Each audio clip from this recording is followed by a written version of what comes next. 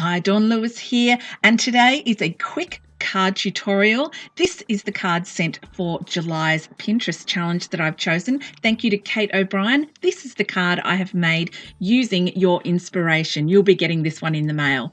Here is what I have used: some vintage photo distress ink and a mini blending tool, a stamp positioner, and I've already stamped the greeting on there to make it faster, a lawn fawn set called Get Well Soon, and I've put the stamps I'll be using onto small acrylic blocks. I have a really tiny piece of blending card, and I will be colouring my stamped image today with 4 Copic markers. I'll put the colours below. I'm using jet black Archival ink, a piece of Kraft cardstock, a white mini card base, some snail adhesive, bone folder, and a small pair of scissors. I'm also using a Copic friendly ink for my tiny piece of stamping.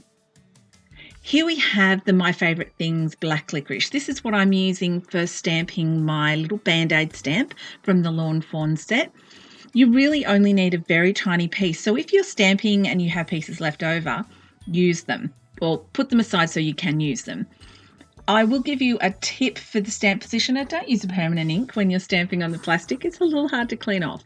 But what it does do here is allow me to center that, get the greeting exactly where I want it.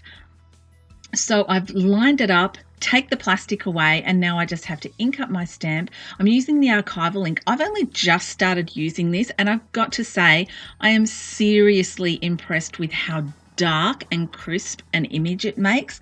I don't know why I've never used this before, but I will never go back. I'm in love with it. So here I am stamping it. I did toss up stamping in distress ink and the black, but the black was better. So you can see the colors that I'm using, starting with E40 up to E41 for some shading, and I've sped it up so it's not quite so boring. A little E42, and then as the absolute darkest is the E43, and then just going back down with the colors and blending it all out. And this is just the fastest little thing to cut out.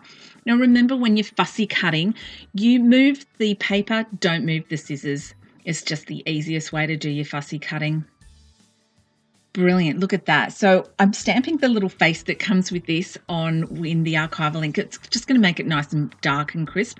I did try it before in the black licorice and I wasn't a fan. I'm using the vintage photo distress ink to ink all around the edge, just lightly. It's not too strong on this Kraft cardstock. I'll pop the measurements for that below.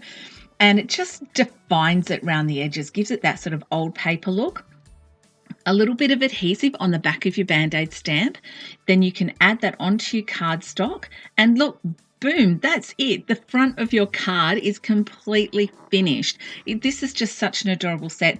I've used some more tape runner on the back and just putting it onto that card base, and there you've got it, a really simple mini Get Well Soon card. Big thanks to Kate for suggesting this. I really enjoyed making this little card.